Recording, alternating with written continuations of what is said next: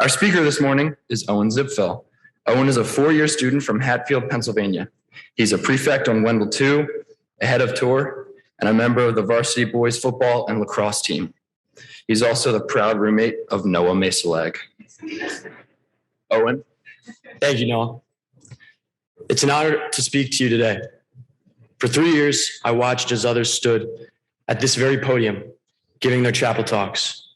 And each time, I wondered what I would say if given the opportunity. What wisdom or experience could I share with the students of Hill, especially the members of the sixth form class? After much thought, I realized that I have 3 messages that I want to share with you today, and hopefully one or more of them resonates with you. I've given each of my messages a title, not only so you follow me as I work through the speech, but also so you can remember the speech. You see, I want this speech to be more than 10 forgotten minutes of your time sitting in this chapel.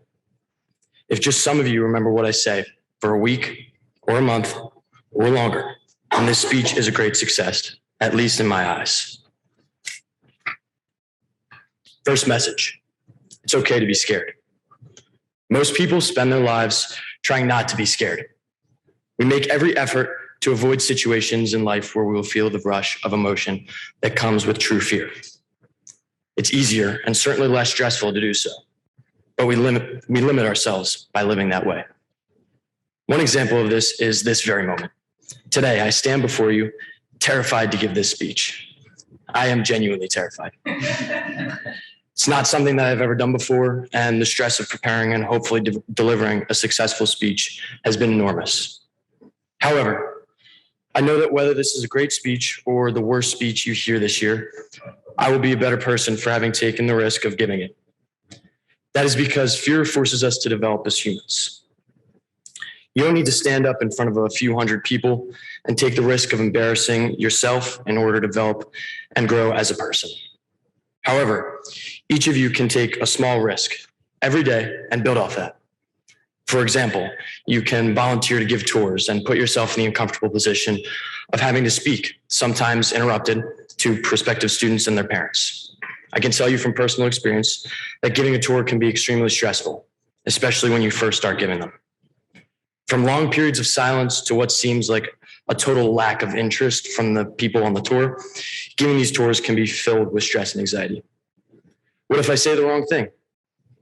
What if they choose to go to a different school because of how awful the tour was? Fearful and negative thoughts like this creep into your mind. But then you find out a student chose this school partly because they loved your tour, and it makes all the difference.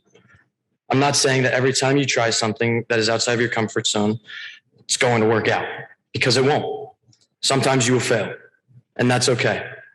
But an important lesson that I learned from my parents is that oftentimes you learn more from your failures than you do from your success.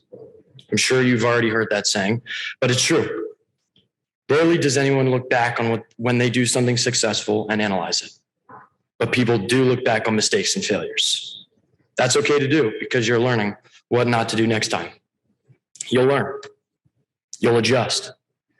So sometimes putting yourself in a position where you will be scared and risk it all, even if you fail, can be one of the most significant moments in your life because it helps you to develop and grow as an individual in ways that you never anticipated.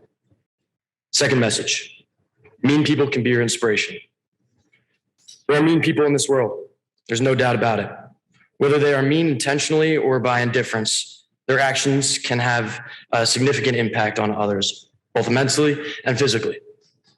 Since we are not likely to be able to change human nature, I suspect that mean-spirited people are not going to go away anytime soon. So we have 2 options when coming across one of these people. First, we can shrink away from the mean people and let their actions negatively affect us. Or second, we can use it as fuel.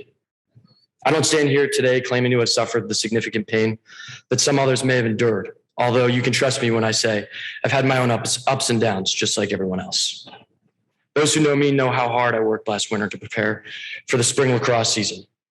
Every day I drilled and prepared because it was my passion, and I truly love it. What you don't know is that I have had a very uneven lacrosse career. With some teams, I was the leader or the big man on the team. But with other teams, I wasn't much of anything to them. And some teams didn't even want me. I've had teammates say mean-spirited things to me and about me. And I had one youth lacrosse coach who made insulting remarks about me that eventually got back to me. And it hurt.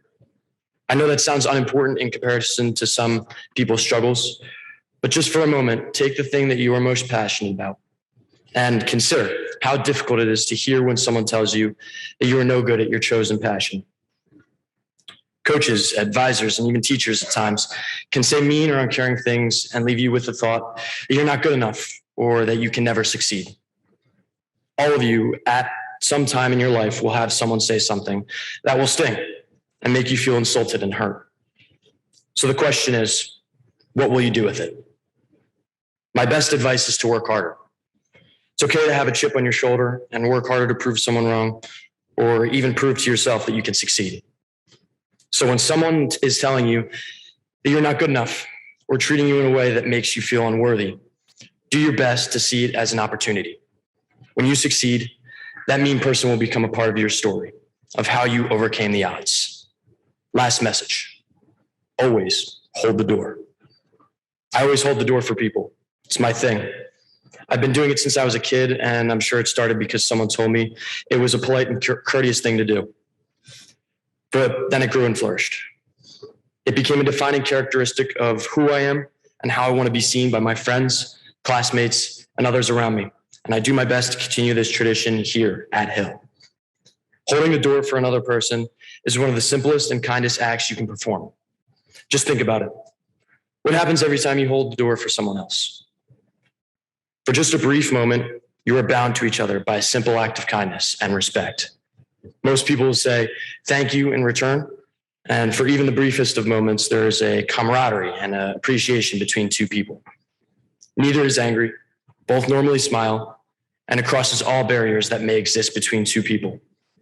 It trumps all negative feeling between those two or more people. Imagine if we could string a few of those moments together each day. Imagine if each of us paid that act of kindness forward to others. We would be making the world a better place one moment at a time, simply by showing a simple smile and taking 10 extra seconds to allow others to come before yourself. Starting when my older sister and I were in grade school, my parents would have dinner in the dining room on Sunday nights. The reason was to get away from the television and other distractions and make sure that at least once a week we had an uninterrupted family dinner. At those dinners, we would go around the table and ask each other the question. The question was, what did you do this week to make a world a better place? As kids, we would tell stories about how we would help someone who fell down, or how we said a kind word to someone who needed it, or even how we held the door open for someone else. It was our small way of making sure that we were making the world a little bit better. Sometimes we can trace how our small act of kindness moved from person to person. And if we are really lucky, we could trace how our act of kindness came back to us. Simple example. My advisor, Miss Eccleston, is having a wildly busy day, as all deans do, and I hold the door for her as she enters her office. She greets me and the rest of my advisory with a smile that is contagious, and someone in my advisory who may be having a terrible day just feels a little bit better. That person who is having a terrible day pays someone else a compliment in our meeting, and now that person who received the compliment is feeling great and holds the door open for everyone in the group, including myself. My act of kindness impacted 3 different people and came back to me, all in just the length of our advisory meeting. Imagine how we could make the world a better place if everyone held the door open from time to time. So those are my 3 messages. It's okay to be scared. Mean people can be your inspiration, and always hold the door. I hope that at least one of these messages is meaningful to you and that you remember it. If I see more people than usual holding the door open for each other, then I will know that this speech was a success. And then the next time I have Sunday dinner with my family, I will be able to tell them that this speech helped make the world a better place. Thank you.